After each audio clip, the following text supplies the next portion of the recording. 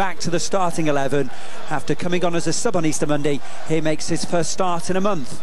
The Alexandra side then is Bankole and Girl, 2 David Wright, 3 the captain Sean Smith, reinstated in the absence of Steve McCauley, 4 Kenny Lunt, 8 Phil Charnock, 11 Rodney Jack, 12 Effie Sodji, 16 Rob Holtz, 17 Neil Savell, 22 Steve Foster and 36 Dean Ashton.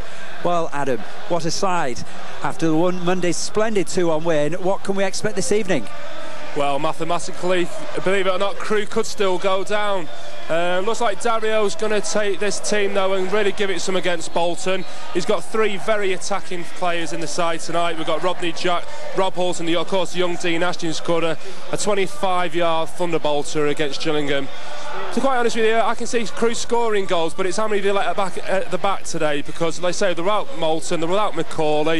It's going to be a tough task for them 2 young players, Sojay and Foster, today.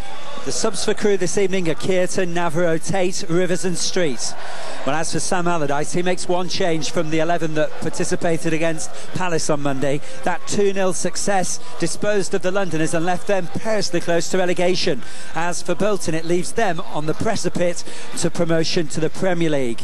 Their one change this evening is Michael Ricketts. He returns in place of Dean Holdsworth. The Bolton Wanderers side then is Matt Clark in goal, 4 Gudney Bergson, 5 Paul Warhurst, 11 Ricardo Gardner, 14 Gareth Fowley, 17 is Michael Ricketts, 24 Anthony Barnes, 25 Simon Charlton, 28 Ian Marshall, 30 Colin Hendry and 33 Nicky Summerby.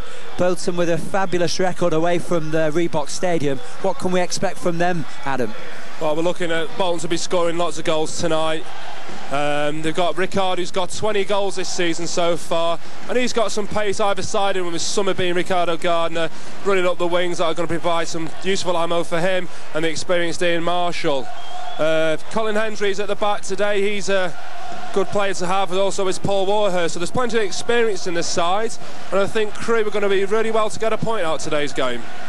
The subs for the Wanderers this evening are Tommy Wright in goal, 3 Mike Whitlow, 8 Per Franson, 10 Dean Holdsworth and 35 Andy Campbell. Our referee for the contest is Mr Walton. The lines judges Mr Brand and Mr Ingram.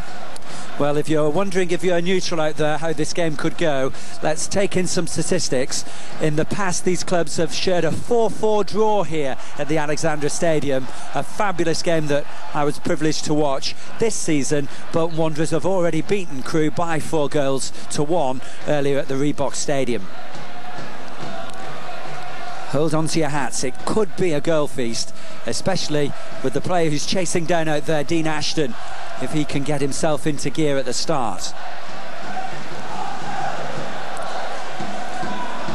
An early header for Warhurst, who seems to have pushed himself into the centre of midfield and not where we expected him to play, which would have been through the centre.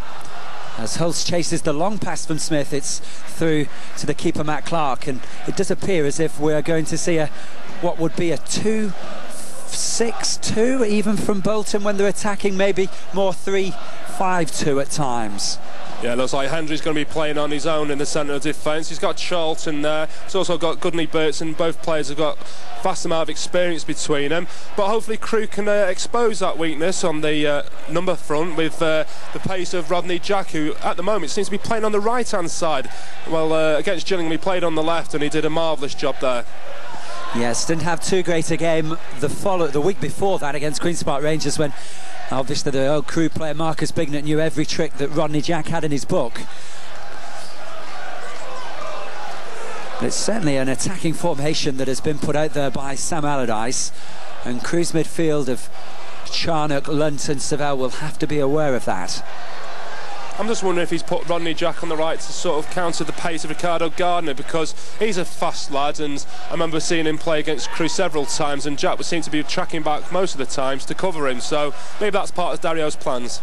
Neat one-touch football from Bolton as they move the play across field.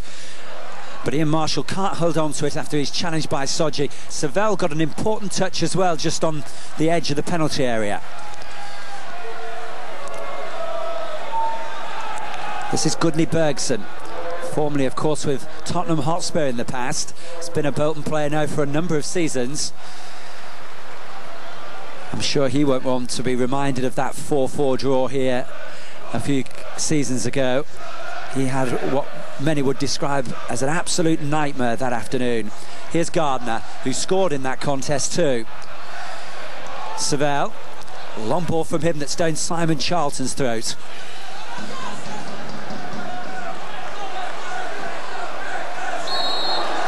Well, it was a late challenge from Ricketts. You couldn't really see how clear-cut it was of a foul, but it did appear to be a little too late for Mr. Walton's liking. I think that's going to show how competitive this match is going to be this evening. I say the 3 points are more important to Bolton at this stage, but like I say, mathematically Crewe could still go down, so they'll be fighting for the points like anyone, but for 3 points for Bolton today would definitely give their side a boost to try and get the second place.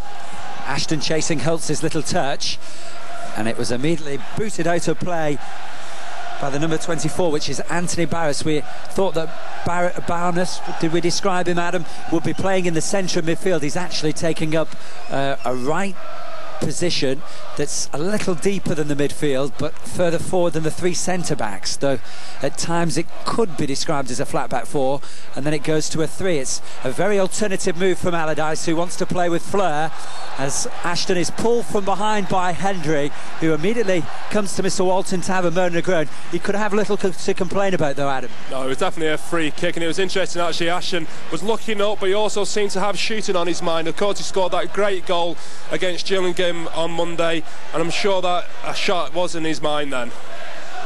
His 6th of the season against Gillingham, looking for his 7th of the season here this evening. Sean Smith, who has 5 to his credit, scored a wonder goal against Queen's Park Rangers in the last minute from this range. I'm certain he'll take this, and he has done. Oh, a great strike from Smith again, and Matt Clark had to get down neatly to his left to keep it out.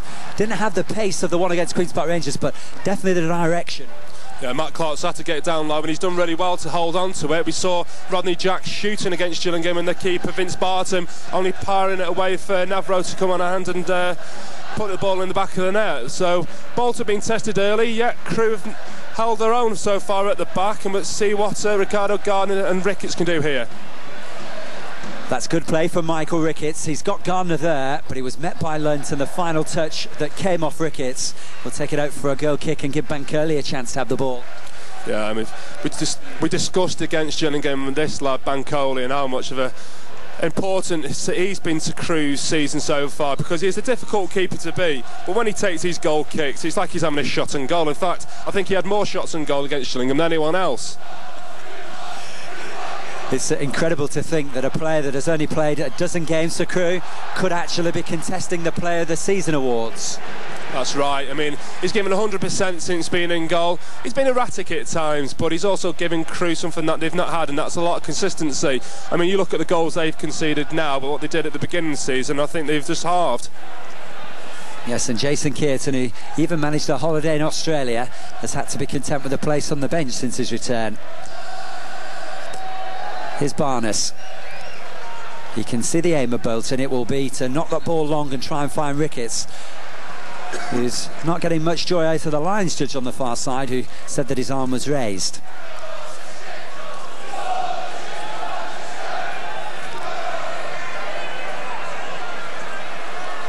And Phil Brown is down at the touch side, just having one or two words, and it certainly has gone more to a 4-4-2 from Bolton Wanderers as this ball is picked up by Charnock. Lunt, a lovely ball that's just intercepted by Barnes, and he couldn't be overemphasised how important that interception was, because Ashton would have been away. Ricketts after a touchdown by Marshall, and his shot is 5 or so yards to the right of post. But he's keen on there because it's a distance out which that shot has come from, and it certainly came at some speed. Yeah, fairly harmless when it was shot past Bancoli, but I mean the impotence is there from Ricketts.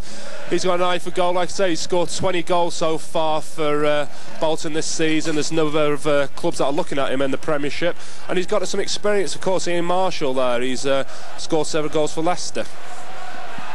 Always important at this level, as at any level, that you have a player who scores your goals, and Michael Ricketts has done that this season for Bolton Wanderers, and a lot of them have come from the bench. Rodney Jack doing his best to keep the ball in play, but the lines judge has deemed it to have gone out, and he will go and give that third to Bolton Wanderers. It appears as if Rodney Jack has a free roll, Adam, to wander, and that is something that Rodney Jack likes to have. Yeah, he seems to be starting the game on the right-hand side, but as you said, he seems to be playing just... Holtz is just going to get caught offside. Sorry to break in there, Adam, but it was for a second it seemed as if Holtz could get away, but he was clearly a foot or so offside. Yeah, I was just saying that Rodney Jack seems to be playing on the right here, but then seems to be dropping just behind the front two, maybe to sort of get onto one of the two loose balls that Ashton and Holtz can knock down to him and use his pace.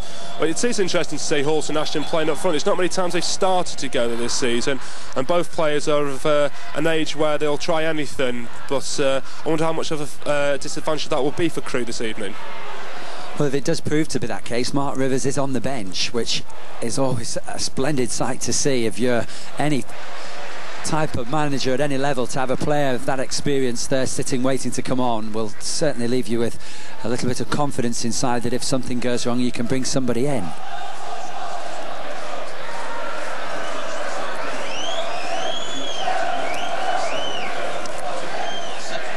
Bankirli with the goal kick. It's going to go up for Holtz to challenge with Ricardo Gardner. Here's Lunt. Down for David Wright.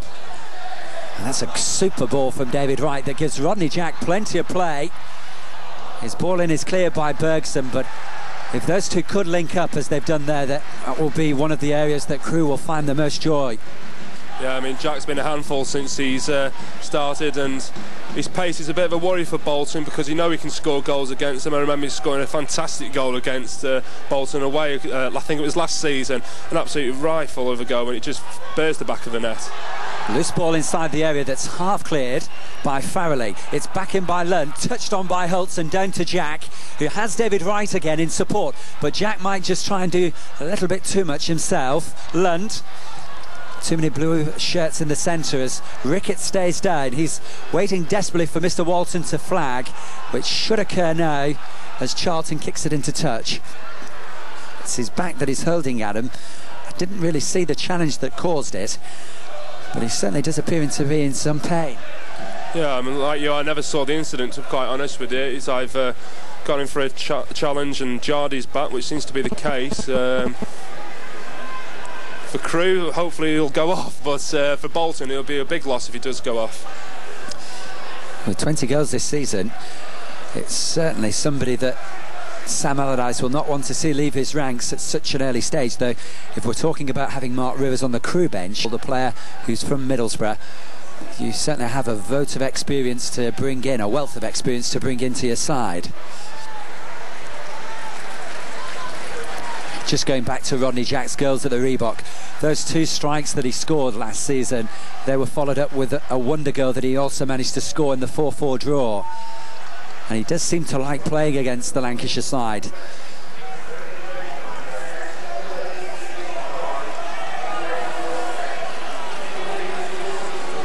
Well, if you're a Bolton fan, you'd be glad to know that Michael Ricketts is fit to carry on. He's waiting for Mr. Walton to wave him on at the moment. He will do that as soon as this ball's kicked in from Matt Clark. Charnock with Marshall, it was a mismatch. Oh, and that's not the greatest of challenges from Sodji, though he does get possession. Ashton. Now Rodney Jack. First time from David Wright, and it's a whisker away from Dean Ashton. If he had have touched it, it might have given Kenny Lunt an opportunity to get in there.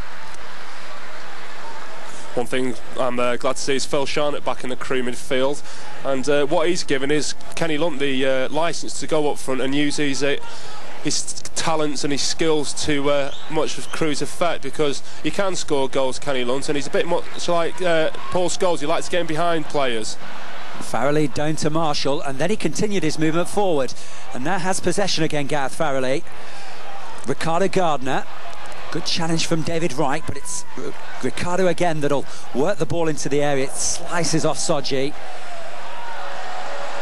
and a quick look from the referee to linesman says that it's not the first corner of the game, and that's a correct decision as Bankirli scampers across to keep it in play. And look at the kick from Bankirli. It's like a bomb to come down on the head of Ashton. Here's the captain, Sean Smith. And Jack now popping up on the left. But he can't keep possession.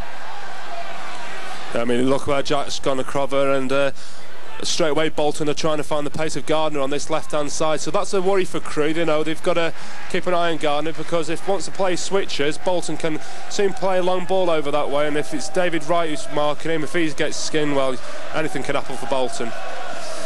You will be hoping, though, Adam, that David Wright will be aware of what's going on and be able to keep an eye on Ricardo Gardner, because he has nobody else to watch.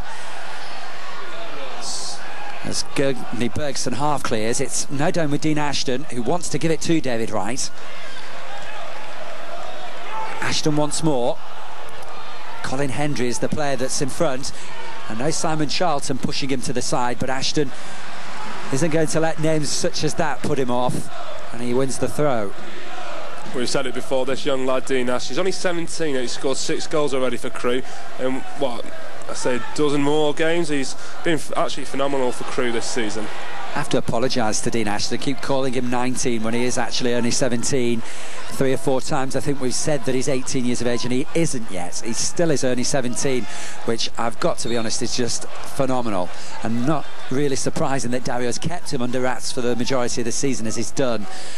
And even in the Queen's Park Rangers game was really late in bringing him on in some of our opinions, but his impact when he did was phenomenal, and that's maybe one of the reasons why he's keeping him under wraps. Well, you look at Alex Ferguson and the way he looked after his kids like Giggs, Beckham and the such.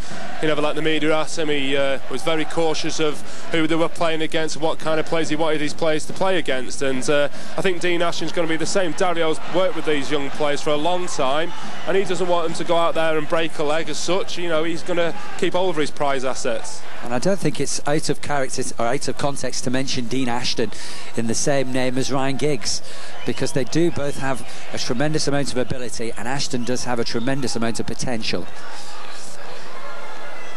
Not the same style as a Ryan Giggs, but certainly in the style of a Dele Alibola, with ability on the deck too.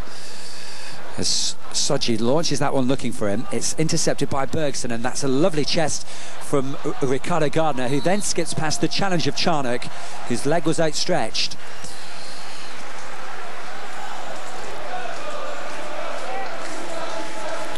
Free kick's quickly taken by Paul Warhurst, in by Barnes, and Ricketts' touch is knocked away by David Wright, who had to watch for the movements of Ricardo Gardner.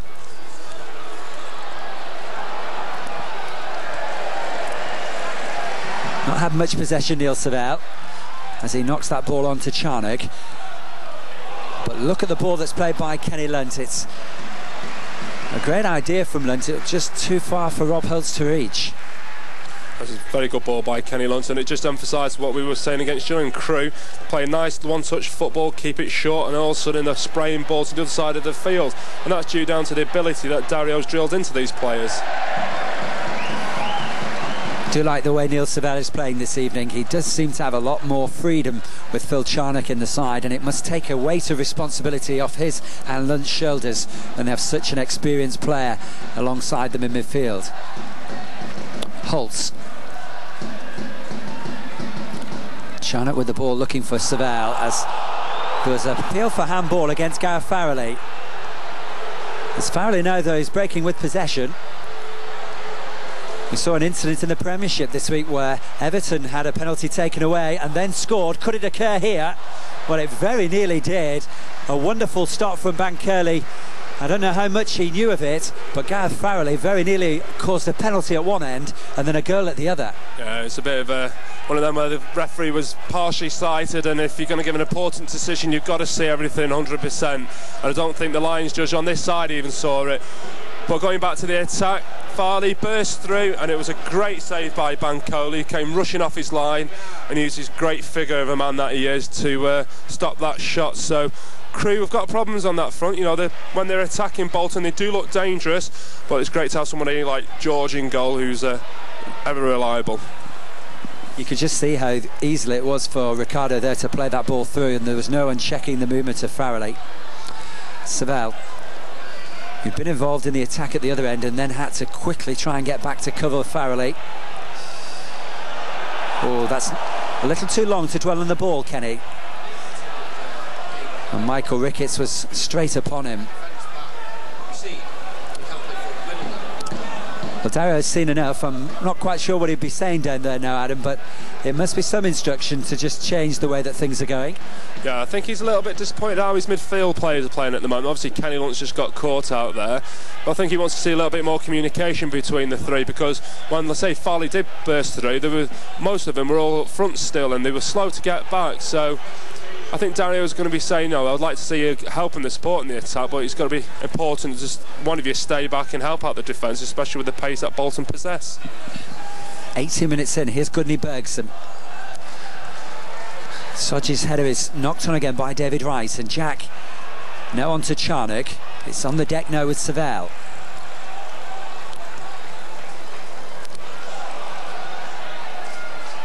Holtz is just bundled out by Barnes, but Charnock wins it back, and then Hendry with the hammer forward.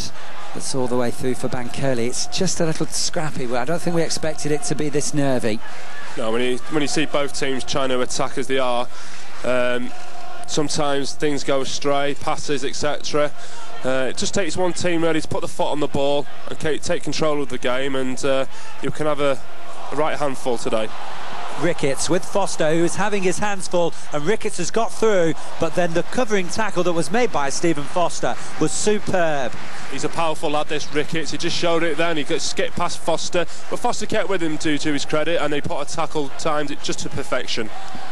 Really couldn't praise Stephen Foster enough there, because his arms were being pushed away and it seemed as if he'd lost the battle, but he won the war.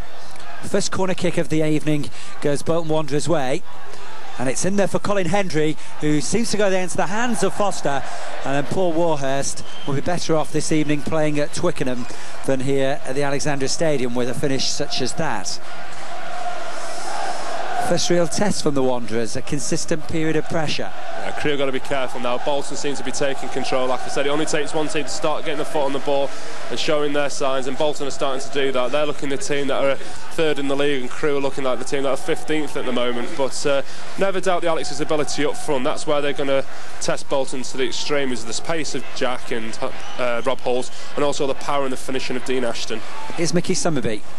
Gets the ball back to Barnes. The movement is with Farrelly, as Summerby now has to prompt and probe again. Sean Smith doing an excellent job of keeping him out, but that's a splendid flick, and he's still moving forward, Gareth Farrelly. There's Ricketts. Just for a second appeared as if Foster might have touched it, but Ricketts was the player to knock it out. And Gareth Farrelly seems to be popping up just about everywhere. Yeah, we talked about free rolls before. I think he's been given one here. He's helping Summerby 1 minute on the right hand side, and next minute he's on bursting through down the middle, helping Gardner on the left. I'm just wondering if Dario's going to pick this up and say to one of his midfielder players like Phil Sharnett to keep an eye on him, because there's no doubt Phil Sharnett's got great tackling ability, so has Kenny Lunt and Neil Sorville, but you'd expect them to really to be supporting the attackers. Sean Smith, now Phil Charnock, just struggling to hold on to possession in that midfield section and work it forward and then keep hold of the ball, but they've got a platform here with the free kick.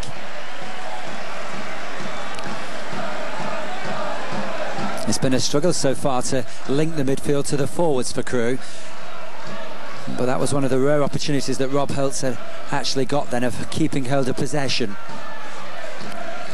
Here's Sean Smith now with this free kick that's allowed Foster and Sodji to consider coming forward.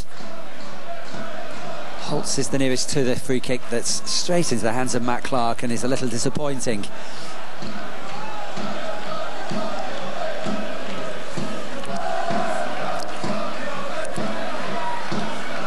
Lunt.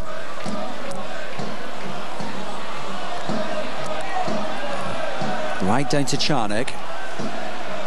No real outlet for Sean Smith apart from Kenny Lunt again through the middle. That's an excellent layoff from Ashton, who does extremely well there. Unfortunately, Rob Holtz wasn't on the same wavelength as him. I think he's got corns underneath his feet there, Rob Holtz. I think if he tried to jump, he'd have fallen down, but one thing Bolton doing very well at the moment, except for now, is closing down the Crewe midfield, and Crewe got to be patient. They've got to keep this passing game, because it is working when they're getting so far, but if they do keep playing this nice football and keep strong at the back, I can see him scoring a goal, because at the moment they've really not tested Rodney Jack's pace at the back at the moment. Here is Jack laying the ball off to David Wright. And Ashton, who's being marked by Colin Hendry, just can't hold him off long enough to let the ball run for Rodney Jack. Ricketts after the pass from Charnock. Warris wants the width of Barnes. Summerby hugging that touchline as well, as Sam Allardyce now comes to pitch side to voice a word or two.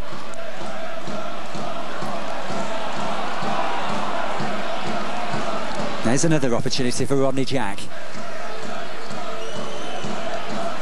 Well, that's Slooper. Knocks it on to Dean Ashton, who's got a yard. Holtz now with space that's taken away from him by Barnes. But just for a second, it seemed as if Bolton were going to be clearly opened up. Lunt, there's still opportunities as Holtz goes in again. The fist of Clark keeps him out. Sean Smith now the captain. And Charnock with an interception that takes it back to his goalkeeper. But again, it was a clear period of play where Crewe could have created an opportunity, and it all came from bringing Rodney Jack into the game. That's right, and I was saying before, if Crewe can utilise the pace that they have got up front, I'm sure Colin Hendry, although he's coming to his twilight years and is an experienced defender. Here's David Wright, just to interrupt for a second. He takes it off the toe of Michael Ricketts, who would have been through, and seemed for a second if it would come off for him. The game just starting to quicken up as the match enters its second phase. Well, halfway through this first half, both teams starting to realise they need to up their game. Jack lays it off to Kenny Lunt and then moves it once more. Lovely one-touch stuff, and Ashton is just an inch away from collecting the ball through from Kenny Lunt. And I think that will go straight out for a throw, Adam. And it's just starting to get going, this game. And everything seems to be going through this man, Rodney Jack, at the moment. He's twisting and turning, jiggery pokering. He's been a right handful for the Bolton midfield and defence at the moment. And if Crewe can get their link players like Kenny Lunt involved and a good pass to the forwards, I'm sure Crewe will score shortly. Ashton in the air with Colin Hendry, and he wins this one, but couldn't get the follow-up. Lunt does ever so well to get above Gardner, and there's Ashton once more, but the long legs of the Scottish international keep him at bay. If the challenge of Foster was important, that one from Colin Hendry was just as important for Bolton Wanderers. It's hard to believe that this young 17-year-old's playing against a player that received a Premiership medal not long ago, and he's making Colin Hendry, an experienced defender, look quite ordinary, to be quite honest. Lunt was a whisker away from feeding David Wright in there then. He just couldn't get it through the legs of Farrelly and Ricardo Gardner, but Wright has got away now and has collected the corner kick off the head of Simon Charlton. The first opportunity for the Alex from a set piece, and Sean Smith will come to this near side to take it. That's right. One thing Crewe have got to be careful though is that don't let this rush of blood go to the head too much, because Bolton are very quick up front, and they could get this ball to this man Ricardo Gardner. Well, they could be trouble for Crewe. Foster and Sodji forward for the set piece. At the near post is Holtz. You expect Sodji and Ashton to move into motion, as Smith now has Jack moving out, and his ball in is headed half clear by Ricketts. Ricardo Gardner was his outlet. Thankfully Crewe have the ball back with Kenny Lunt, but they're going to lose it to Mickey Summerby. Summerby has gone through Lunt, and that will not only be a free kick, it'll be a word as well with the referee for Kenny Lunt. Yeah, Kenny Lunt's been caught a couple of times in possession now. He's trying to find the right pass rather than try and play percentages, and it's a bit dangerous of a game to play for Crewe tonight. Quick free kick to Farrelly. He collected the loose ball. Crewe now should clear though with Charnock. It's going to come straight back with Summerby once more, who's certainly got a trick or two up his sleeve as well this evening. Barnes. Marshall's knockdown will come through for Gardner. Just keeping them at arm's length at the moment of the Alex midfield as they try and find a way through. Marshall has spun from Sodji this time, but his shot is straight at Bankole. Haven't really seen much of Ian Marshall so far this evening, and you have to give credit to Effie Sodji for that. You do, and he is a handful still. He's scored many a goal on the floor and many a goal in the air, and he's one to watch because, you know, you will be quiet, you'll forget about him, and he'll pop up from a header, and it's 1-0 to Bolton. He did ever so well against Peter Crouch, Effie Sodji, when he came into the contest for Steve McCauley. And although he couldn't stop Peter Crouch from winning so many balls in the air, he just made it harder for him, and that stopped his possession going straight to another Queen's Park Rangers player. And this evening, I think he's done about 50-50 with Marshall in the air, which is a very good record. Now, Gareth Farrelly will look back at that and say, why did he not play Marshall in there? There was a far better option for him, and I think in the long run they picked the wrong way of moving forward. Rare mistake from the Bolton midfield.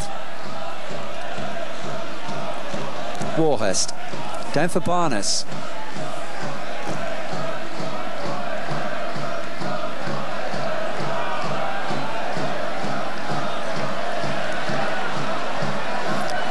Warhurst is trapped and has to go all the way back to Matt Clark. As we approach the final 15 minutes of this first half, we still await our first goal. We've had 2 chances of note, one at either end, as Ricardo Gardner tries to trick his way past David Wright. He's not been successful, and the other trickster out there, Rodney Jack, has not collected the third that he was certain he'd got. And now the ball is with Nicky Summerby on the edge of the Crewe area. Summerby with Farrelly inside and Ricketts inside the area along with Marshall. Sodji was the player in front. Well, I'm very surprised the linesman didn't give that as a throw for Crewe then. We were right above the action here, and that was definitely out, but we haven't got a flag today. Ronnie Jack was so certain he'd actually walked away, he'd left the play, which is a very dangerous thing to do. Hendry forward for this third that will become a set-piece situation that Hendry or Marshall will try and collect. Appeals for Marshall that the ball will come off Efi Sodji, but it will be a goal kick.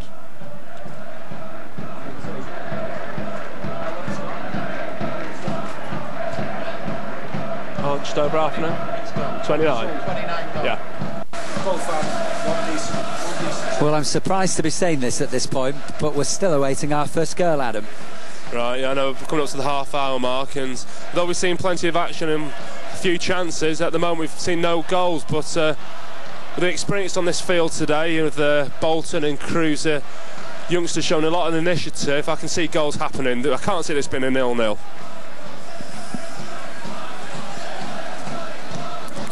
Another launch for Bankeli to try and reach the Bolton penalty area with his long kick out. Summerby coming into the middle for a rare run down this side. Brings Simon Charlton into play. And now gets the ball after the deflection off Jack. Gardner.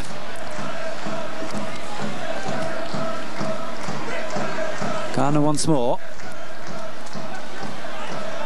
Farrelly brings in the Trinidad and Tobago star, who will now once again try and find a way through the Bolton defence. Warhurst.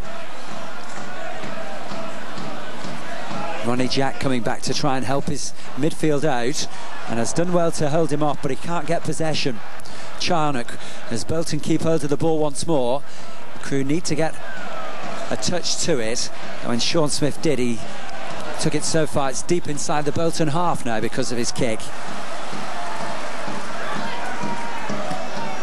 But it's coming back in waves from Sam Allardyce's team, who are starting to stamp their authority. Ricketts. Great challenge from Steve Foster. Savell tries to launch Ashton, it's too long, and Bolton will get possession once more, and that's where Crewe need to keep hold of the ball. They're just really defending wave after wave of Wanderers attacks at the moment, and that's not always a good way to play.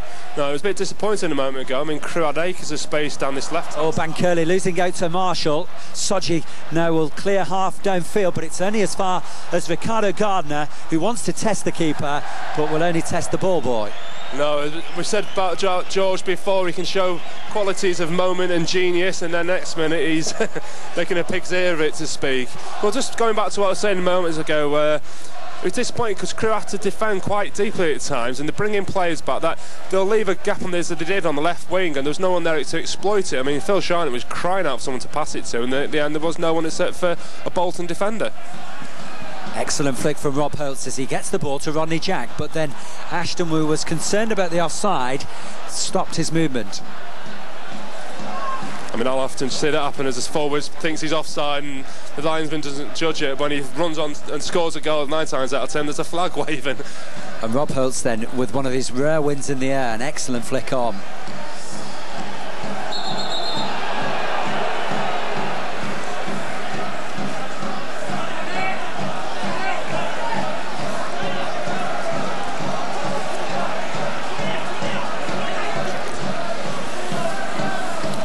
Ricketts up in the air by Wright, back by Ricketts again.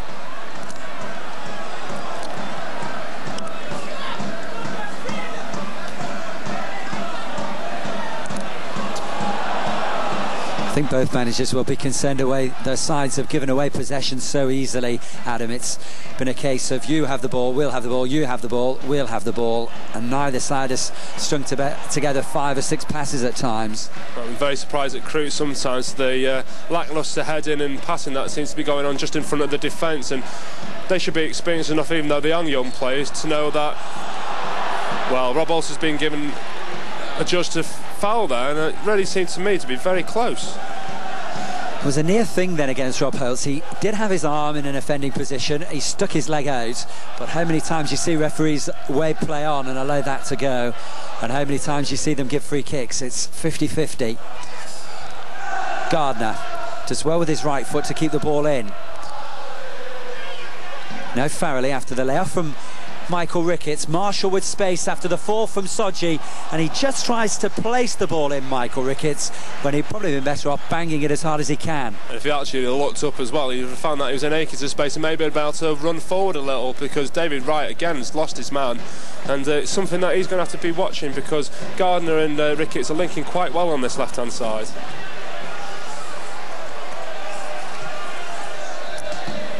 David Wright down to Rodney Jack, and this is a chance for Jack because this is the position on the field he thrives in. Savell over the top to Dean Ashton, who's escaped everyone. Hendry's on his back. In the centre is Holtz. Coming in now is Jack, who wants the ball. Neither of them were found by Ashton, and Jack's frustration is on his face. He's not too happy about the ball by Dean Ashton. No, this is where Crewe got to be careful now. Here comes the counter. It's almost 3-on-3 now, 4. And this guy Summerby's going to be a threat. Well done, Steve Foster. Stepped in front of Michael Ricketts as he came out to defend, and it's always a danger when you do that to leave your man, but it paid off for him there as Ashton, who is onside, goes through. Dean Ashton against Matt Clark, who brings him down, or does he? The ball is in his hands, and that will allow Matt Clark the opportunity to take another breath, and us up here. I'll tell you what, hands up if you all stood up there and shouted penalty. It looked so clear a penalty, but when the dust had settled, Matt Clark had the ball in his hands, and well, really Dean Ashton did very well, but the keeper's done excellent there. It was his saving grace then, Matt Clark. If he hadn't had the ball, it would have been a penalty and he'd have been off. Jack, oh, he's into the side netting, and that's the explosive play that Rodney Jack can produce. A splendid run, and then the finish that nearly matched it. Oh, this game's 0-0 so far, I don't know. Both sides attacking beautifully. There's end-to-end action, and sooner or later I'm sure we'll see a goal. If I'm a Crewe supporter, which I am, I'll be hoping it's in Crewe's favour, but Bolton look dangerous every time they come on the attack, and the Alex defence has got to be very conscious of that and keep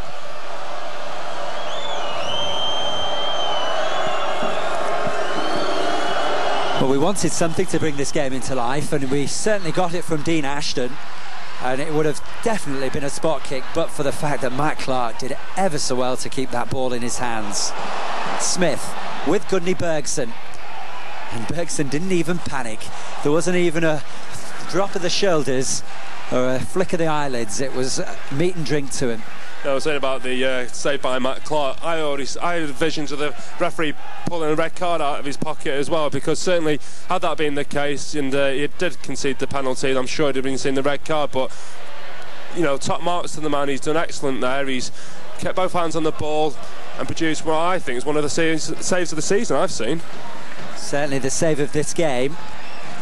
A very important one for Bankirley early on to keep Michael Ricketts at bay, to stop him getting his 21st of the season. But that one definitely stopped what would have been a penalty kick, and an opportunity for Dean Ashton, even he had bring down, to have scored. Ashton again is the prime mover here as Colin Hendry comes out to make a diving challenge.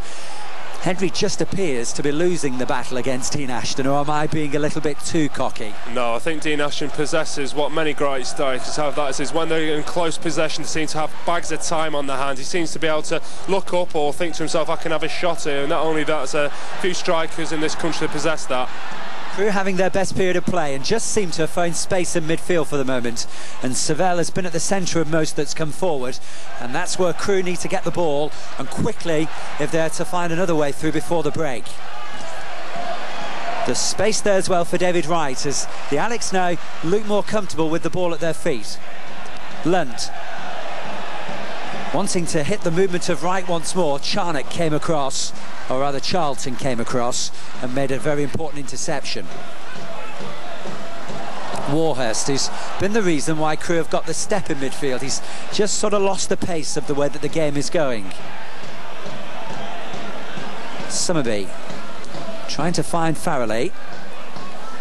It'll be the turn of Ricardo Gardner now. Here is Paul Warhurst. Lots of space for him to play the ball into Marshall, and then lay it off for Warhurst once more, who was in front of Foster, but Foster again stretches his leg out and makes a very important block. Well, if Bolton looked shaky at the back when Crewe attacked, they look very dangerous when they attack themselves. The pace they possess and the abilities they've got off set pieces, as you say, off this throw now, is a great threat for Crewe. Marshall up for it in the air. Savell was the player in front. Crewe do have to be encouraged the way things have gone in the last 10 minutes, though. They've just got a foothold, and it all came about after Dean Ashton had left Colin Hendry on his backside. That's correct, and I say it's hard to believe that he's a 17-year-old. Well, he still could play for the under-19s for Crewe if he really wanted to, and so Dario doesn't want him to, but he could play for the under-19s, and you've got a veteran player of Colin Hendry coming into his twilight years who's having a right handful. David Wright into Rodney Jack once more. Holtz now with Colin Hendry. Savell wanting a little movement from Rodney Jack, and if he had just made it a little straighter his run, he could have been through.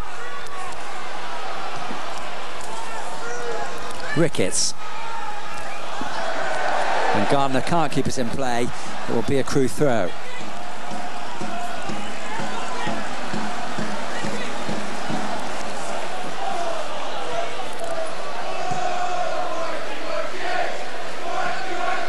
Jack, Ashton is just offside, and it was just. He's very unlucky there, Dean Ashton. He's tried to make a square run, but unfortunately he's only just got caught inches offside there. But Crewe definitely rattled Bolton at the back, and Jack and Hulse really has started to play his part in this Crewe attack at the moment. He's going to be the silent man, I think. I think the Bolton defence have started to put players on Jack and Ashton, but we can't forget that Rob Hulse is Crewe's second highest goal scorer. Yes, and obviously Mark Rivers on the bench is the top goal scorer, and at some point we will expect Mark Rivers to be brought into the contest, and if it was a Rivers and Ashton forward line, it would be even more problems for Bolton Wanderers, with all due respect to Rob Holtz. As Ashton comes back with Colin Hendry, who's up for this long throw once more. Ricardo Gardner was the player who didn't do very well in the air, but he has another chance on the deck. Marshall with a touch, looking for Ricketts, who gets there first. A cross goal, and Bancurley's hand keeps it away from being the first goal of the evening, but they can't stop the corner. That's what I was saying all along. Crewe's just got to be so careful at the back. They've got to keep their wits about them. Otherwise, the experience of Marshall and the finishing of Ricketts are going to undo all the hard work they've created in these last 10 minutes. Ricardo Gardner with, amazingly, Bolton's second corner kick, and only their second corner kick of the first half. Crewe have had one. Hendry is at the near post for this corner kick. It's above his head and looking for Bergson, but Bancurley stepped through and took the ball quite comfortably. And now we'll give the two defenders for Bolton Wanderers something to think about, as Rodney Jack's speed will unsettle anyone. Yeah, he's been, I think, Bolton's biggest concern so far, Rodney Jack. His pace, his acceleration, they're finding it very hard to struggle against. Are you expecting Crewe, I think, to play, well, I don't know what kind of football, because they've got a lot of height in the back, but they've not seemed to have a lot of pace. As we approach half-time, is it a satisfactory half as far as Crewe are concerned? Will they be pleased at the half-time interval? Will Dario go in with a smile on his face? Well, I'm sure he will, and I think they've ironed out what problems they had in the midfield quite early on, and he's sorted that out, and he'd be glad his players have decided to react the way they have, because it's definitely opened the game. And Rob Hulse has taken a battering there from the Bolton players, and has done ever so well himself not to react. have to take my hat off to the way that Rob Holtz played against Queen's Park Rangers a week ago. It was quite incredible what we saw Carl Reddy dealing Rob Holtz with, and it was quite clear to us at one point underneath here when Carl Reddy was punching and elbowing and the ball was nowhere to be seen, and Rob Holtz didn't react. Excellent temperament. Let's hope he can get something from this to back it up with, as Mr. Bolton, our referee this evening, who's had an excellent first half, decides that he's not too happy about the free kick being taken as yet and wants it to be retaken by Sean Smith, who'll not complain as his ball played in was well away from anyone and everyone. Foster and Sodji inside for this. It would be a perfect time for Crewe to score, and Foster was very near to doing it. Just couldn't connect. Ricardo Gardner, as Bolton try and counter-attack. This is where they are very strong, as Adam pointed out before. When they turn defence to attack, they can be lethal. Farrelly on to Ricardo Gardner. Here's Warhurst. Brings in Barnes as the Crewe midfield start to regroup. Barnes wants to pick out Marshall, and does. Here's Gardner, and it's another hand away from Bankole that stops it going in. Excellent football from Sam Allardyce's side, as they could see quite clearly what they were trying to do and made it happen. Yeah, I mean, I think Soji's just having a word with Foster, and he was saying to him, keep on your man, keep right up him, because that's what Soji's had to do all night with Marshall and Ricketts. They've got to be right behind these players. They can't allow them to turn just an inch, because, like I say, they can score goals, this Bolton side, and have done all season. Third corner kick for Ricardo Gardner. Let's hope it's not third time lucky for Bolton Wanderers. They'll be hoping themselves to score in what is now rapidly approaching injury time in the first half. One of those periods in a game where you love to score, but you hate to concede. That's right, and I think there's only going to be a minute to be added, to be quite honest with you. Well, the only injuries we've seen, as the referee gives a throw for Crewe for the foul throw from Bolton. But I'm just looking here at Crewe, and this half they've been really worth the money. They've stuck at the game plan, which I'm sure Dario's given them to him before they came out today, and they've stuck by it so far, and also produced some moments of magic themselves.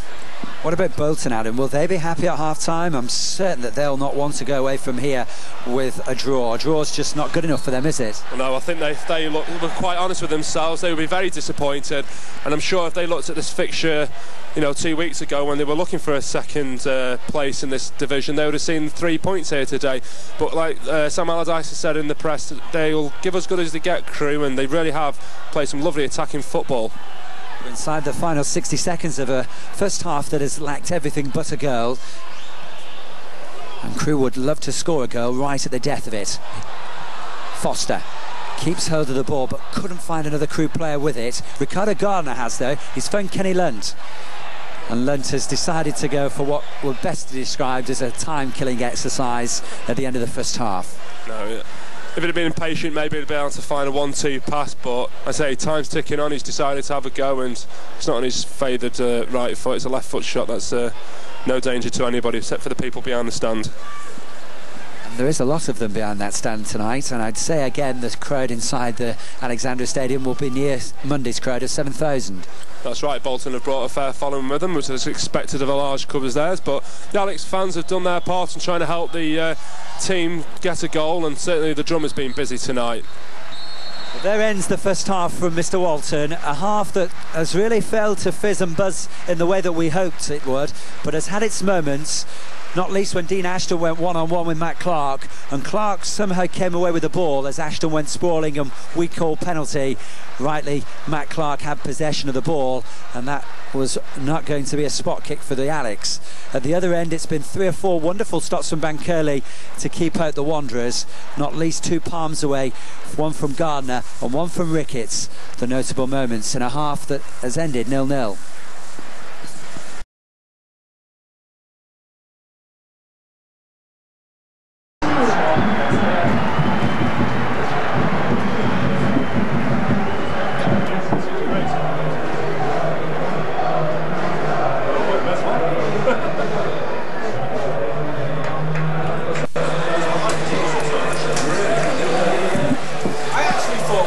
Gone with a pencil.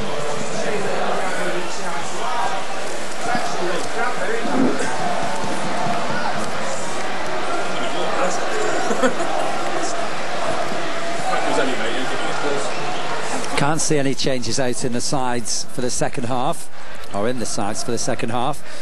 It appears as if Diagradi and Sam Allardyce have stuck with the 11 that ended the first period.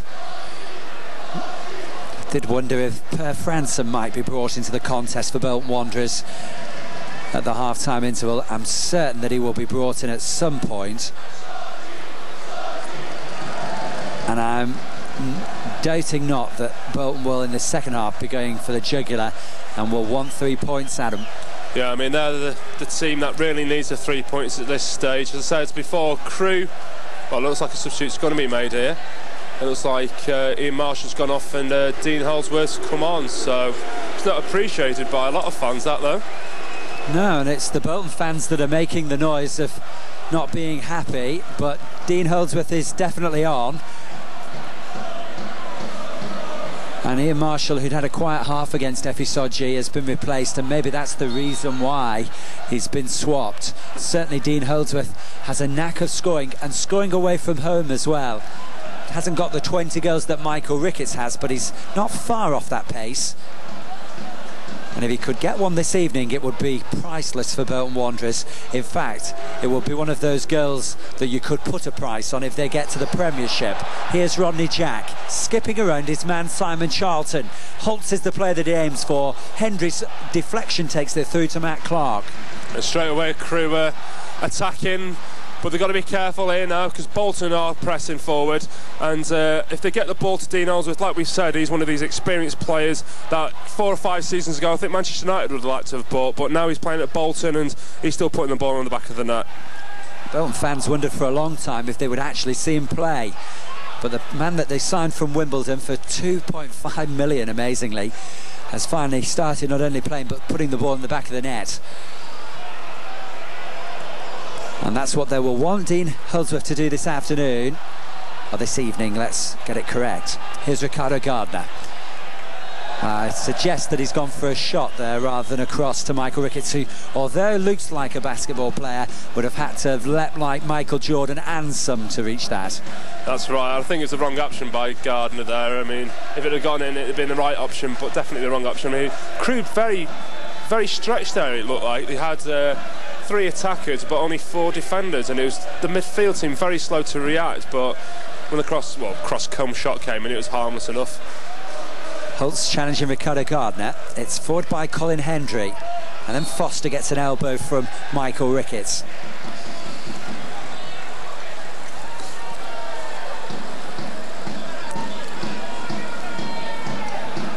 Allardyce now alongside Phil Brown as he watches this second period. The importance of this second period, I don't think, can be understated for Bolton Wanderers. They are in a position to be in the Premiership. They will certainly be in the playoffs, but 3 points this evening would leave them level with Blackburn Rovers in second spot in the First Division. Ricardo Gardner flicking the ball on for Dean Holdsworth, his first touch since coming on, and it's taken off him by David Rice, who's out on that far side. Ashton wants to release Holtz, and he would have done, but Holtz was already off and running before the ball had been played. Just interesting to see how much space Nicky Subbenby's had been given down this right-hand side. I know the ball's on the opposite side of the field, but it only takes an inch-perfect pass for him to be released, and we've already seen in the first half he's one of these players that likes to take on defenders, and so far has been a bit of a nuisance for Crewe. But they've not allowed him to punish them yet, and that's got to be the positive so far as Ricardo Gardner is concerned. He had one opportunity that was stopped by Bankole, but he hasn't created too many others. But they do need to be aware of him, as Adam just said, as Summerby collects this loose ball. Farrelly, Ricardo Gardner is in there, and as that ball flashes across the area away from Ricketts and Holdsworth, it could have gone just about anywhere, and Crewe were fortunate that it went to one of their players. It's a great flip by Soji, actually, because Holdsworth was waiting for it. The most disappointing thing about it was he didn't time his run that great. Charlton around the outside, he's not in the corner, as David Wright stuck to his task ever so well. Amazing to think last season that David Wright went through a period of not playing up to his high standards. He's certainly come back to form this term. That's right, and he's still a young player. I mean, I think he's only 19, maybe even 20, and he's got some seasons ahead of him, and he's also one of these players that you can see playing at a higher level, hopefully with Crewe Alexandra, but if not, you think that he'll be approached by a larger club, maybe the likes of, I don't know, maybe Derby or Tottenham, and I can see him playing Premiership football in the near future. Sodji with the header out. Smith's header is not well directed. It's gone straight down the throat of Ricardo Gardner, who's now bearing down upon David Wright. Bankole was low enough and cool enough to keep hold under pressure from Holdsworth.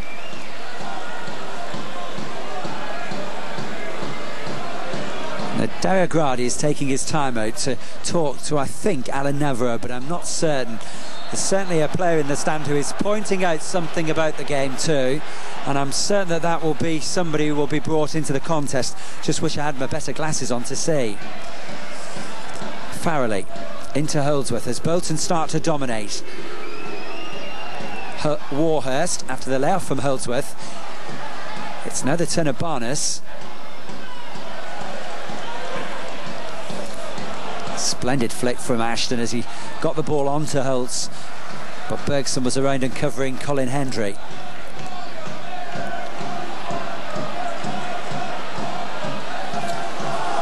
Clearance by Foster, and he goes as far as Summerby, and Summerby's ball in is too far in front of Holdsworth, who makes it clear he wants that ball to his feet.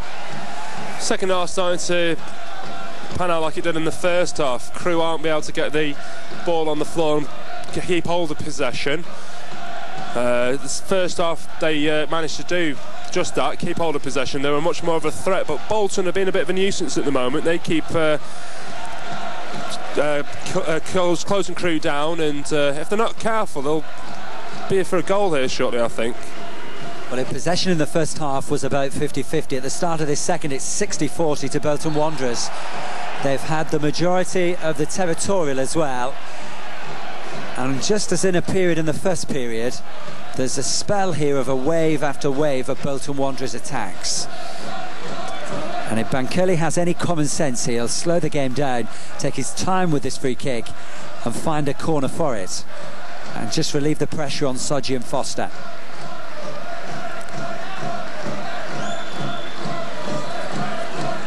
Oh, that's a clear push from Warhurst, and that will help to relieve the pressure even more on the Crewe defence.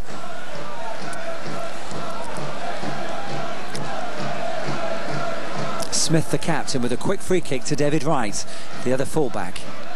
Oh, but his ball isn't read by Holtz or by Foster, who'd pushed out, and that's why there's a huge gap in the centre. Holdsworth now in around the back on the far side, has support with Farrelly, also there's Ricketts, couldn't find either, and Gardner could only find his hand. Now, we talked about giving the ball away cheaply, and again we said that if Crewe just slow things down a bit, you can see them regaining some sort of control of this second half, but as it was, David Wright tried to take a quick free kick which was soon closed down by Bolton, and they were on the counter-attack. Very important at this level that you keep hold of possession. Possession is vital, and Crewe have had little of it at the start of this second half, but Bolton, for all of it, have done nothing so far. They've not created one clear chance. Charlton trying to change that. Do like Dean Holdsworth. He does seem to bring a different dimension to the attack for Bolton Wanderers. Well, there's no doubt the Crewe players know about him, probably more than about Ian Marshall, because of his fame at Wimbledon, and I think there's been a little bit intimidated by him so far, but he has shown a clean pair of heels to Sodji a couple of times, and his control with the ball when it's in close positions has been quite remarkable, really. Good defensive work from Phil Charnock, who was scurrying back with the run that was being made of Summerby.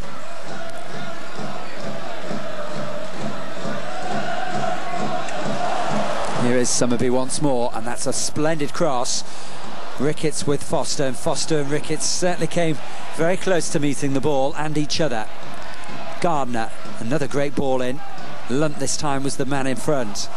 Crewe got to be careful here now, because Bolton are starting to stay in a lot of pressure now.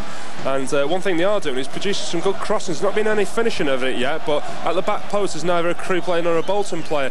Now if Bolton to stick a player up there all the time, I'm sure they'll get a loose ball and something will come off of it. Long throw in, looking for Hendry, who gets the ball on. Would have wanted it to have come nearer to Holdsworth and not to Bankerley. Another bit of fortune for the Alex. Certainly Crewe seem very unsettled in this second half. They're not getting to their game plan, and I'm just wondering if it's this time Dario might come off the bench and give a few words of wisdom, or might even bring on a substitution. If he does bring on a substitute, Adam, who would we expect to come in? Well, if he was to bring on a forward, I expect maybe Rob Hulse might come off for Mark Rivers, leaving maybe sort of Dean Ashton playing like a sole centre striker with Jack and Rivers both playing as wide men.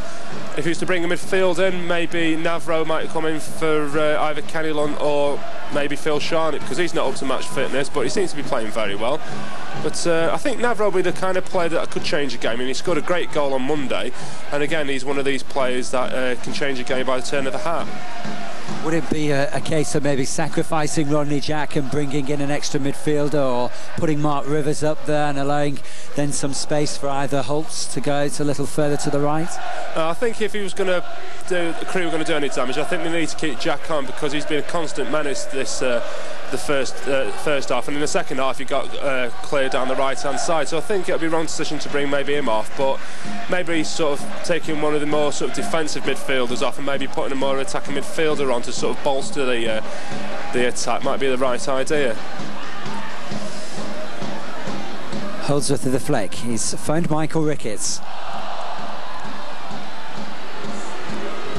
and then lays the ball off again, this time to bring in the run of Barnes.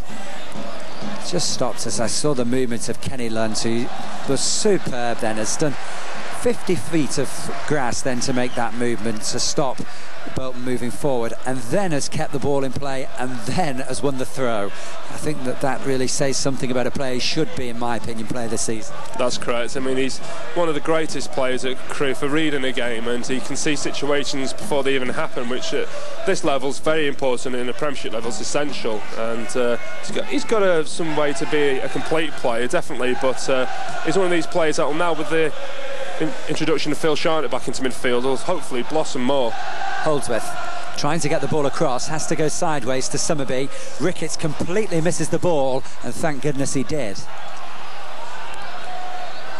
Farrelly escaping the foul of Charnock. The referee allowed play to continue, and could work for Crewe now as Jack tries to turn away from Charlton, who's stuck with him throughout this game. Summerby wants to go around the outside of Smith. He's not allowed to do that too many times in the contest. Gardner. Summerby now with Smith once more. Forward by Warhurst. And the ball goes out for a Crewe throw. If you ask me again, if you were a Crewe manager, who would you bring on? I'd definitely bring on Mark Rivers and sacrifice maybe Rob Hulse for a wider attacking player such as Rivers' quality, because at the moment Crewe aren't getting any width, and that's the thing that they did in the first half, was create some width and cause some problems from Bolton, because I've forgotten his name now. Barnes is doing a great, and Charlton should I say, is doing a great job on Rodney Jack. It's difficult, so if they could give an extra option down this left hand side and feed some crosses in for Dean Ashton, I'm sure they'll be a greater threat than they are at the moment. No Colin Little this evening. Is that down to an injury, Adam? I think it's suspension actually, but he could be injured. Normally with the sendings off it takes 2 weeks to come through, but there's certainly no sign of him even on the subs bench this evening. And that would be a player that would give a different kind of dimension to the Crewe forward line. As Bolton have this throw that will become a corner kick as Hendry goes for it. Smith was near to it as Ricketts then with a loose ball heads into Bankerley, but Hendry's presence put Smith off, and that created a half chance for Ricketts. But look at the ball now for Rodney Jack. Charlton with Jack, and it's a touch of Charlton that stops Jack getting away, but he still has possession. St Vincent Star goes to the byline. Lunt thought for a second he might just tip it on, and that was one of those places where you can sometimes collect a penalty kick. Lunt with the ball again. Sodji with the space for Savell. He'll touch it on once more to Phil Charnock. Holtz is the only option. Now he's got some width with Smith. Savell forward. Holtz inside again. He'll loop with Clark to reach the ball, but Clark, who's been accomplished this evening, makes a clever take. And that all started from a long throw from Bankole, who tried to find Jack and did, and that's what he's been trying to do a couple of times, but because they've not had this space down this left-hand side, they've not been able to do it a lot, and it's surely something that Crewe could use to their advantage, I'm sure. Holdsworth after appeals for handball against Gardner. Summerby. Ricketts again is his aim, as he collects the throw off the head of Smith. We talk about players of the season. This man, Captain Marvel for me at the moment, has been Sean Smith. He's been definitely one of the most improved players this season, and I'll be the first one to hold my hand up and say I used to criticise his pace, but he seems to sort of grown as the seasons go on, and he may have not got the pace, but he's definitely got more intelligent in his play, and he's given himself a couple of yards off faster, more skillful players, and at the end of the day I've not seen many attacking skillful players skin him as much as they used to. No, and he reacted very well to losing his captaincy, didn't he? Well, many a player would have said, well, maybe this is time to leave the club once you lose such a position of responsibility, but not Sean Smith. And he couldn't have enjoyed that moment against Queen's Park Rangers any more so than having the armband on through Macaulay being substituted, and then in the last minute to equalise with that wonder free kick. I think it's one of those moments that you deserve when you show great perseverance such as Smith has shown. But it's Bolton that have persevered on the flank and won a free kick at the moment that David Rice isn't too happy about. He's not been booked, but he is seeing his side now having to do some very important defending. As far as Bolton Wanderers are concerned, this is a critical moment. They have Henry forward along with Warhurst and Goodney Bergson, and they will look to one of those, but it's gone straight into the hands of Bankole. Another opportunity for Sam Allardyce's men goes begging, and they must start to get nervous at some point, as Barnes, despite the crowd noise, was always going to run the race against Rodney Jack. They're always a threat at set pieces, Bolton, with the experienced heads of Warhurst and Colin Hendry both leaping up at the ball, but Bankole's done well there to keep his eye on the ball and to come out with his large safe hands. Here go Bolton again. Now they're looking for Ricketts, but Foster is stepping in front.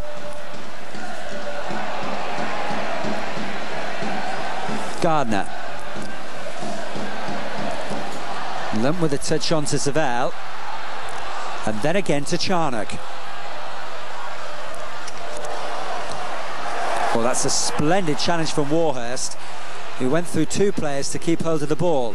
Holdsworth, who's also doing very well at keeping hold of possession and not too bad at shooting, because that has gone straight through Bankole and has given the sub the opening goal of the game. Cometh the time, cometh Dean Holdsworth. If ever a player needed to strike, it was a player like him at this moment in Bolton's season, and that could be a lifeline for them as far as their automatic promotion spot is concerned. He was booed around the ground when he came into the contest for Ian Marshall. He's now receiving a rapturous applause from the Bolton Wanderers fans below us, and rightly so, though Bankole will be questioned. Well, to be quite honest with you, I could see it happening sooner or later that Bolton would get an opportunity to score, and the man that's taking it, Dean Holdsworth, is no stranger to them kind of situations. Bolton, of course, Crewe all sorts of problems this second half. As I'm quite honest with you, Crewe looked just completely deflated this second half. I don't know what Dario said to him at half-time, but whatever it was, it's not worked, because they seem to become this second half the team they were when they came into it. And to be quite honest with you, you can blame Bankole for letting the ball come underneath them, but where with the defence, they were backing off so far that it gave Holdsworth every opportunity to score. And it all came from Paul Warhurst, really, going through, you say Crewe, two Crewe defenders who seem to be more concerned with not injuring themselves and going in a bit hard for the tackles, I thought. It was a hard strike, and it was low enough to cause problems, and it did move in the air, but Bankole really should have had it, shouldn't he? Well, you expect an experienced goalkeeper like Bankole to have got it, and he normally does get down well to them kinds of shots, but you can only expect so much of your goalkeeper. If your defenders aren't closing down players, and you know players do have a shot, then there's a good chance they will score. And I'm sure the Crewe team now have got to take a long, hard look at themselves and try and get something out of this game. We said in the first half he has the tendency to make tremendous stops and then horrendous gaffes, and at half-time we even joked about it, didn't we? But we didn't expect him to make a mistake such as that. And it does spoil what had been an impressive display from Adam Bankerley. Well, this is right, but like I say, Bolton have been pressurising this half, and they've not let up. And to be fair to Crewe, really, they've not shown anything of what they did in the first half. They've not sustained any amount of pressure whatsoever. Anything they've had coming to them has been down this right-hand side with Rodney Jack, but Bolton have learnt from that, and they've now done like almost a man-to-man job on him. So I think Dario's got to take a good, long, hard look at the squad, think about the players he's got on the bench, maybe make a change, because at the moment they've been very, very ineffective up front at the moment. How important could that goal be for Bolton Wanderers? It really couldn't be overstated just how important it was for them in that period of play to get a goal, because my next point, if they hadn't have scored at that time, would have been the tension is building, the nerves are going, and all of a sudden you could feel the pressure mount on them. Well, this is one thing they've got to be careful is that they can't relax too much, because as we know, Crewe can score goals, and if they do relax too much, and hopefully the Alex will punish them. But they've got an experience in the side to their credit. They've got to say players of Colin Hendry's experience and Paul Warhurst and Gudney Bergson, and they're all players that won't let them slip up too much. But say Crewe have definitely got to show some more, not to say, I won't say passion and commit, because they are showing that today, but a bit more talent, because at the moment it's a bit flat up front. I just wonder how many Blackburn Rovers fans at this moment are looking at their TV screens and seeing on the CFAX that flash up Bolton Wanderers 1, Crewe Alexandra 0, and going, oh no, after so long Crewe had kept them at bay. But there's still time for the Alex to get themselves back in this contest. Here's Michael Ricketts, who hadn't really a hand in the goal, but has been a threat throughout the evening.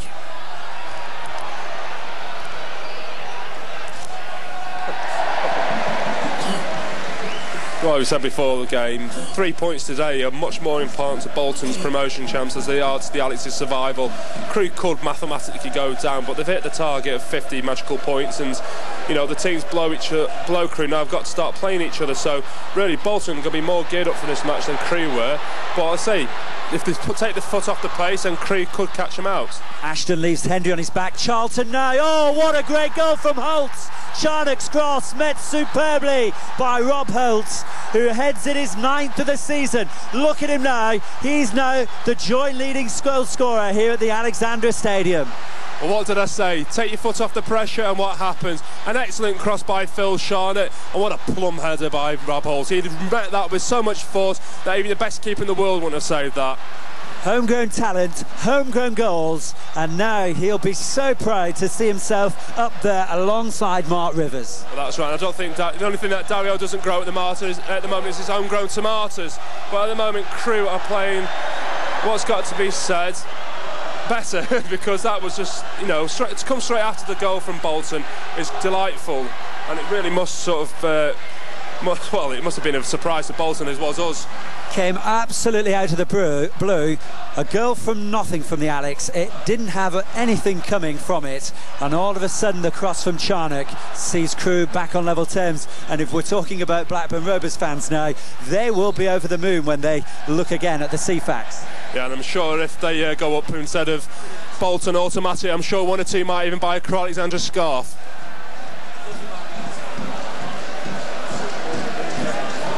A half that has seen Bolton dominate, had by far the more the territorial in the possession, suddenly sparked back into the Alexandra life by Rob Holtz's powerful downward header.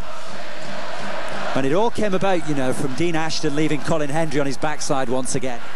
Yeah, and here's Rodney Jack in behind the defence, looking for Holtz once more. If the ball had been missed by Gudney Bergson, Holtz would have been in, and this is Crewe's second corner kick of the game, their first the second half. Well, that goal certainly woke the dead, because that's how Crewe were playing until that moment. They were playing like dead people, dead men walking, if you like, because there was no life in the front attack. And if I'd have said, and I'll hold up my hand up and said, if the player I'd have taken off at that time would have been Rob Holtz, well, would we have scored a goal? I don't think so. Here's Smith once more from the corner. It's Holtz that is the nearest. Sodji was in front of him, and it's gone out for the throw.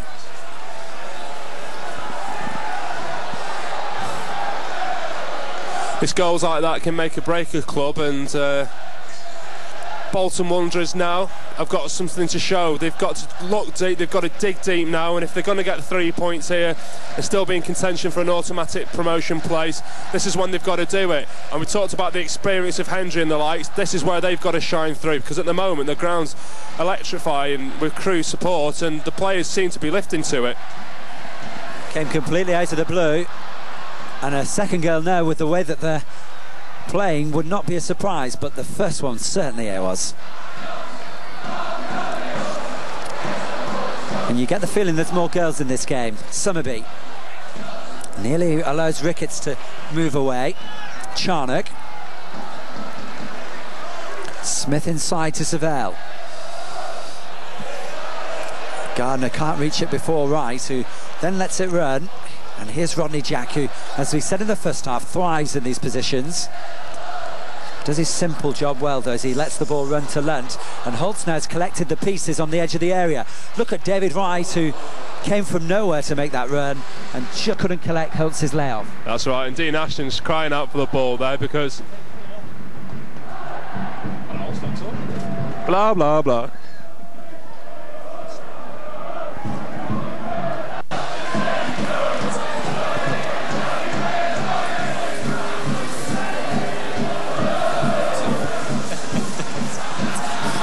Ashton winning the ball well in the air. Hendry, though, just in front of Holtz. Well, that's a splendid pass from Warhurst. He gets the ball to the goal scorer, Holdsworth.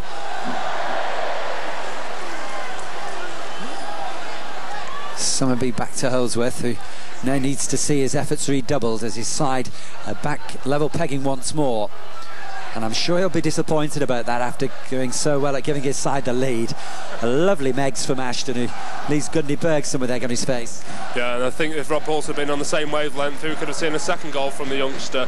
But, I mean, Bolton Wanderers at the moment are absolutely shell-shocked, as we all really, because Crewe doesn't deserve to be one apiece at the moment. I mean, they did show the pressure and the talent in the first half, so maybe so, but this second half, apart from the last sort of 5 minutes, Bolton were well worthy of the 1-0 lead, and like I say, it only takes a goal really to change a game, and I think this might just do that for Crewe. Right in behind, wants to feed Rodney Jack, but Charlton was in there to intercept.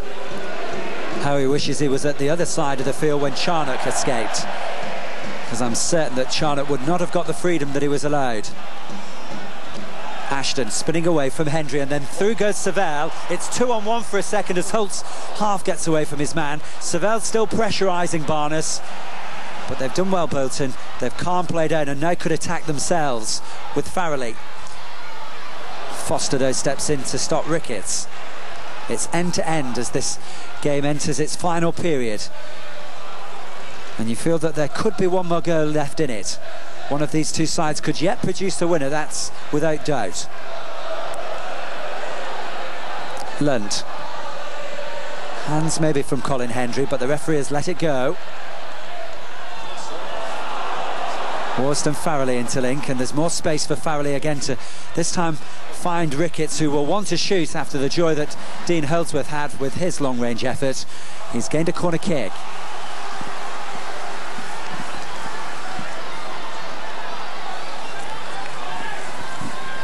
It's Bolton's fourth corner kick.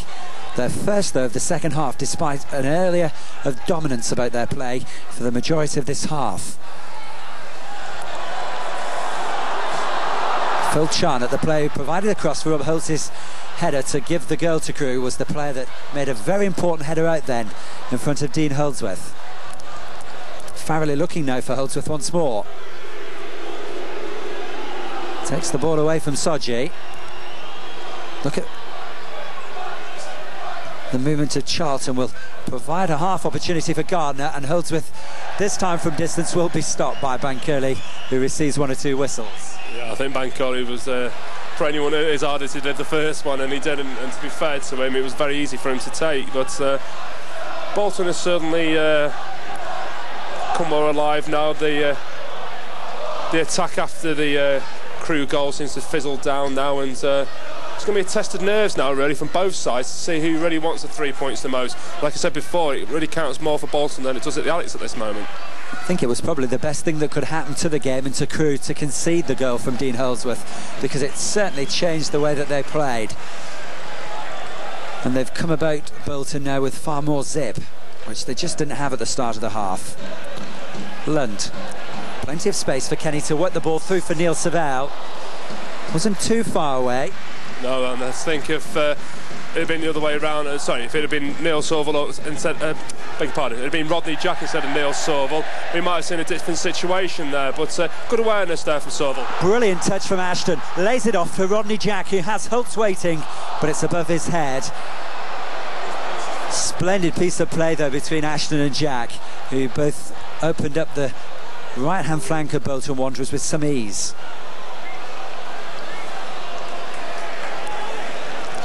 One touch football to perfection. One thing I'd like to see Rodney Jack do a little bit more is, instead of trying to cross it, it's just to pierce a bit more, because he's got a tremendous shot at him. He can score from all sorts of angles. And it'd be great really to see him come in a little bit closer and then try one of these cross shots that he normally does, and he only needs to take a deflection. It's in the back of the net.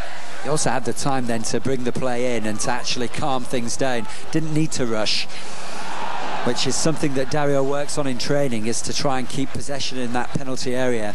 And it's worked very well for Crewe, and it's certainly created a number of goals this season when maybe other teams would have rushed possession play in the penalty area.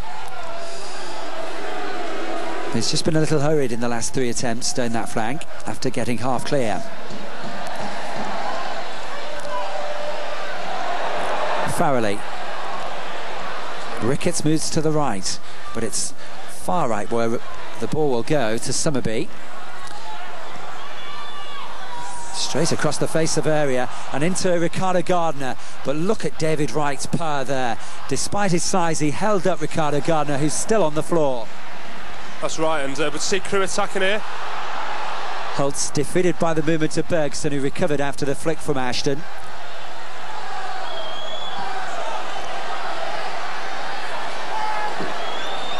Summerby. Another great cross from Summerby, but it's still down on the floor as Ricardo Gardner now will receive some attention. Really did get hit hard by David Wright, who wasn't giving him an inch even though he was in the penalty area. That's right, and I think if we look there at Crewe's midfielder Kenny Lunt's also injured from an incident that happened, well, only a few moments really before that incident with Gardner and David Wright, so gives both sides a little bit of a breather now, because it was a little bit hectic a moment ago, and Dario and Sam Allardyce both will shout instructions from the bench at this point, telling their players what they expect of him, and hopefully Crewe could build on what was really a Bolton half. And like I say, I think Bolton still sometimes at the back still look like they're in shock, really.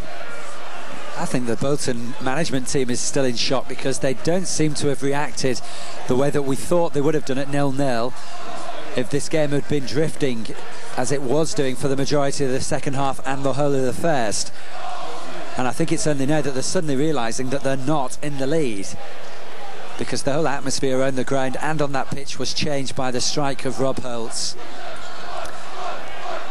Well, Per Franson is going to be introduced into this contest, and you can bet your bottom dollar that the Crewe Alexandra team will not be too impressed to see him. He's had a number of impressive performances here at the Alexandra Stadium, whether it be for a Bolton team or a Blackburn side, and he has been a thorn in the Crewe Alexandra side, to be perfectly honest. He's a very creative midfielder player, is Franson. He likes to score goals as well, and in fact it looks like there's going to be a double substitution here for Bolton. Yes, Franson is certainly coming on. It'll be interesting to see who he replaces. Paul Warhurst is going to be the straight swap for Franson, which is not surprising, as Farrelly has been playing the better of Warhurst and Farrelly in the centre. Now the second swap will be interesting.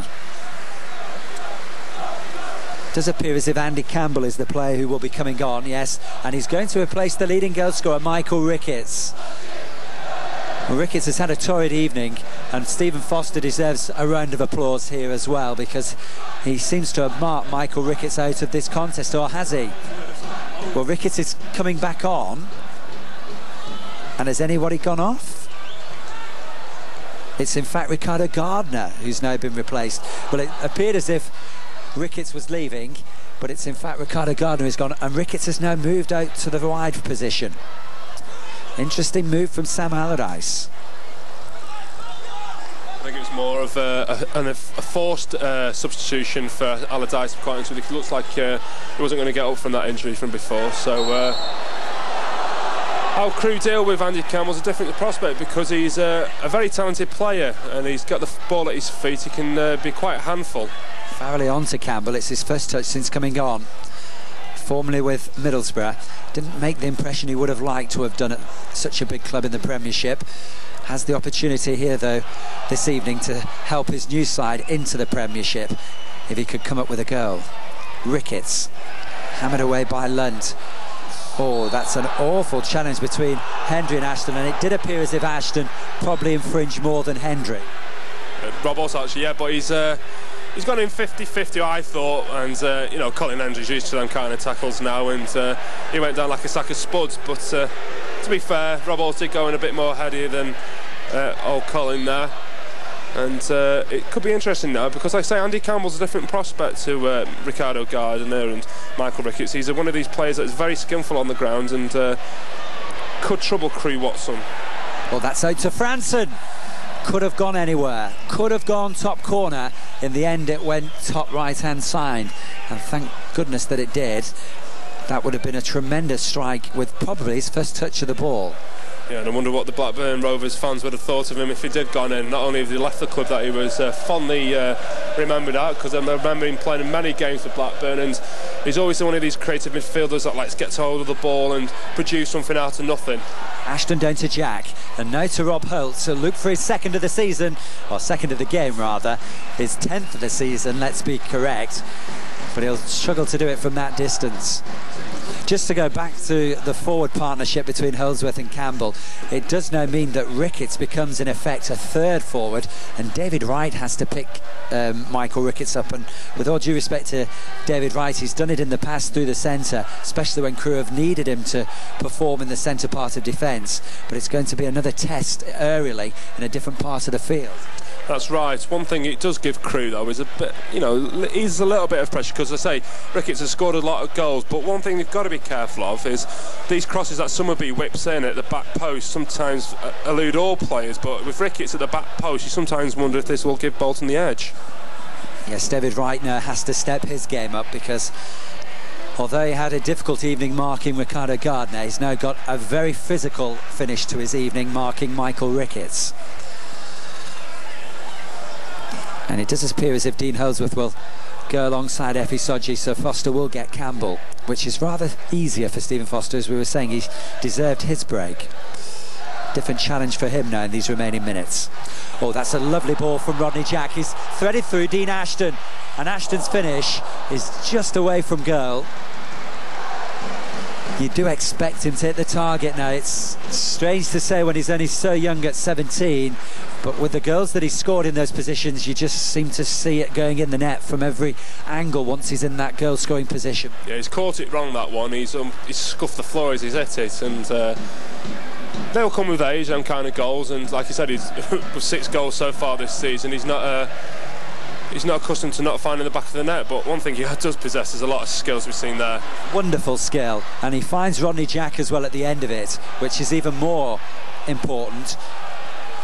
And that's straight after one of those misses which could take your confidence away. Not in Dean Ashton's case. Oh no, Michael Ricketts has gone straight through David Wright, and this will be the first booking of the evening, and rightly so.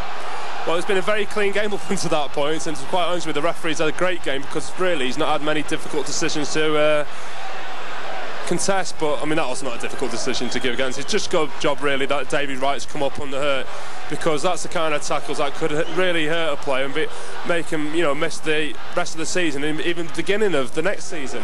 Well, Dario Gradi's very annoyed about something. In fact, he's wanting a word with Rodney Jack to make it clear that he wants Rodney to be further right and to give the width there that will allow then the space for Holtz to run into for this free kick from David Wright.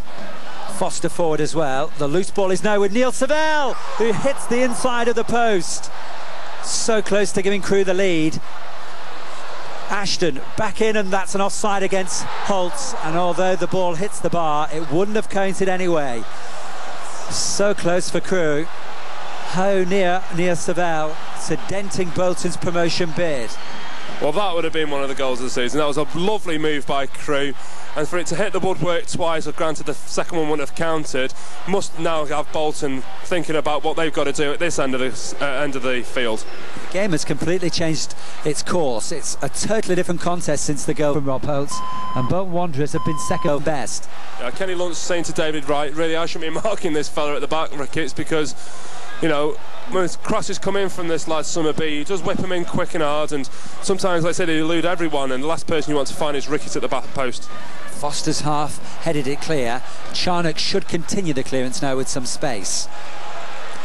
Barnes will put it back, but it will go to play for a throw, and I make it inside the final 10 minutes.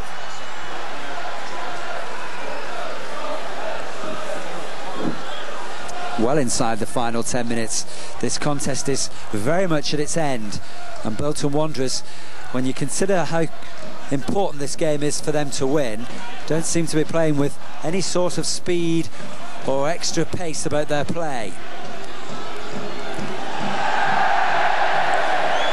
Well, it looks like Crewe are going to make another substitution here. Sorry, the first substitution they're going to make, and it looks like, is that Kevin Street or Navro there? It is the lad from Liverpool, Navro, and he'll be coming on probably for maybe Neil Sorville. Be interesting to see, won't it, as Campbell heads the ball down to Ricketts and then gives it away to Foster, and Ricketts knows all about Stephen Foster. He's had an evening to remember with him. Gerard, how long do we make left? 5. David Wright, great tackle there. Needed to be as well. Well, the player who did tackle's gone down squirming, and it's hard to see who it is. It looks like it could be, well, it's very difficult to see who it is for me, because they're arriving around in pain, and Phil Sharn looks like he's coming off for Crewe. Well, it was a swap such as this in the Easter Monday game, when Navro made way for Phil Charnock, that allowed Charnock back into the starting 11, and this evening Charnock has started and Navro has made way for him, but they've allowed Navro 5 minutes at the end of this contest, and Navro now will get the opportunity to try and get his second goal in 2 games. I think he'd love to do it, as Hendry and Bankirley challenge for the ball. Didn't see Alan Navro's goal on Easter Monday against Gillingham, but I'm sure Adam did. Yes, and he took it like a true pro. He also had a chance moments after that as well to put the game beyond Gillingham in the first half, but he never took it. But I think as Ricketts shoots, it's going to come with his game. But one thing I was very impressed with is his passing at long distance. He could hit a ball 30 yards and it was finding Rodney Jack on the other side of the pitch with quite precision. So, you know, it's going to be interesting to see what kind of role he's going to play in the last 5 minutes, but surely he'll give Crewe another dimension. Alan Navro, of course, on loan from Liverpool, and not as we stated a week or so ago when he first came onto the field, to ums and ahs of being a product of the youth team. We finally got our stats right. I'd love him to have been a product of the youth side, though, because he does possess a great future in the game, Alan Navro, as he's shown in his few appearances so far for Crewe. Lunt, push from behind, and now this is a key moment in the contest. Gareth Farrelly is not only going to get a booking for the verbal abuse he gave Mr. Walton, but it's now an opportunity for Sean Smith, just like last Tuesday, to become the hero of the evening. I think it's a little bit further out than he was last Tuesday, but we're used to Sean Smith hitting free kicks in his own area, and I'm sure you'll have a shot from here. But if you look at the back post, well, I say the back post, on the left hand side here we've got the likes of Hulse and Foster and Ashton. He could just flight one into the back post. He's got that much options. It's untrue, but I'm going for a shot here. I think we all are, Adam. I'm quite convinced that Sean Smith, no matter what Kenny Lunt will say to him here, will be saying, excuse me, I'm the captain, I'm taking this. And if Sean Smith has got any sway here, this will go straight in the top corner. Tested his luck in the first half and made Matt Clark make an excellent stop at one point, from a similar position. Now, what can Sean Smith do from here? Well, he's been told to take it forward 10 metres because of the verbal abuse that Gareth Fowler gave out. And Colin Hendry, now not surprisingly, has come to speak to Mr. Walton. Now, this really does change things. Do we still think a ball to the back post, Adam? I think a ball in the back of the net somewhere along the line, to be quite honest with you. Well, this is going to be making it very interesting. This could make or break Bolton's season, that decision. Sean Smith hasn't missed this season from the spot, and he's never really missed many from inside the penalty area, let alone just outside. What can he produce from here? Oh my word, Navarro's produced a wonderful goal from Dean Ashton, completely flummoxed us all. The set piece routine from the Alex, as Lund plays it square, Ashton slots in for his 7th of the season. Well, would you believe that, Adam? Well, if the first goal surprised us, that shocked everybody, including the Bolton defence. They were all waiting for Sean Smith to take one of his thunderbolt free kicks, and who's there scoring another great goal for Crewe? The youngster, Dean Ashton. Well, talk about shocking the Bolton fans. He shocked even us up here. We were taking the Michael, to be perfectly honest, but Crewe took the Michael and produced what is now a priceless goal and a painful strike for Bolton Wanderers to concede at this late stage. And Blackburn Rovers fans now will be eagerly viewing their CFAX, and I'm sure dancing around their living rooms. Never mind buying Crewe scarves, they'll be buying Dean Ashton's shirts, to be quite honest with you. It must have been something the Alex have practiced on the training pitch, that, because it filled absolutely everyone as Bolton tried to rick one up there, and it's definitely one. I mean, it went past several players, and they all knew it was going to go to Dean Ashton, except for us, and of course the Bolton goalkeeper. Yeah, straight under the body of Matt Clark, and in for the winner if Crewe can hang on in these final seconds.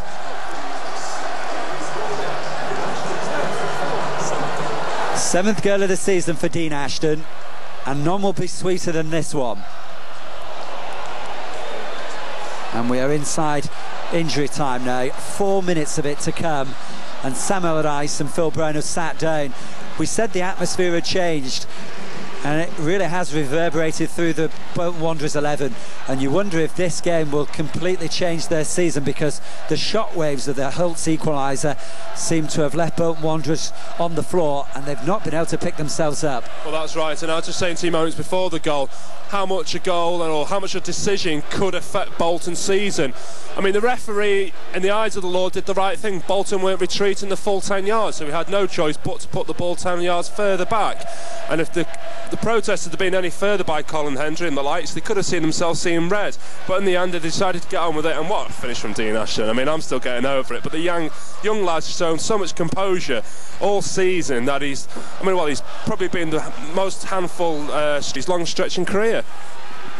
Well, it's not over, this contest yet. Bolton Wanderers have a corner kick, which is flicked on by Holtz and kept away from the Bolton. And look at his long ball for Dean Ashton. Barnes has to reach it and just manages to do just that. What a finish.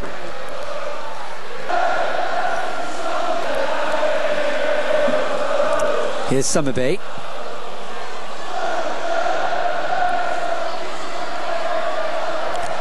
His cross is too deep and will go out for a goal kick, and that should just be it. If this was a hotel, it'd be a 5-star rating, I tell you, because the match itself has been a great one for the neutral. I've enjoyed watching Bolton play because it's nice to see a team come in and attack, and that's what they've certainly done today. But as soon as that first goal went in for Crewe, they looked shell-shocked, and they never really recovered, really.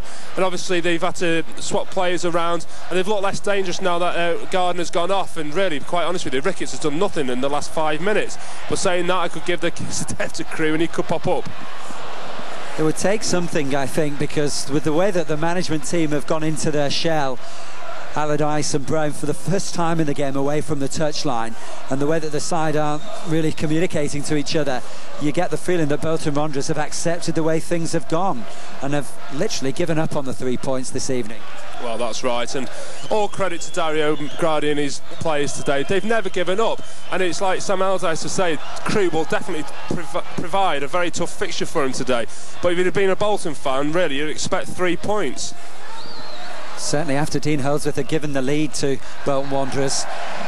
After 60 minutes of this contest, we all expected Bolton Wanderers to have 3 points this evening, but it's not been the case. Well, it definitely looked Bolton's second half to be worthy winners, because the amount of pressure they put on Crewe was phenomenal. But here come Crewe again with this man Jack, who for me has been absolutely outstanding. He's had to be patient in this second half, but when he's done his stuff, he's done it very well. And you've got to look to Dean Ashton as well as being another man of the match candidate too, as he sensibly does the professional thing, takes it to the corner and kills the clock even further. That eye makers less than a minute left. The referee, Mr. Walton, having another look. Here's Holtz, who hopefully will do the same and take the ball again to the corner as he feeds Rodney Jack. No point scoring another, they might as well just kill the final seconds, but Holtz has given away possession and done exactly what we said don't do, and allowed Andy Campbell chance to free Dean Holdsworth. Is there a sting in the Bolton Wanderers' tail? Holdsworth going through, but Bankirley comes and collects. Dario Gradi points out that that's that. The referee says that's that with the whistle.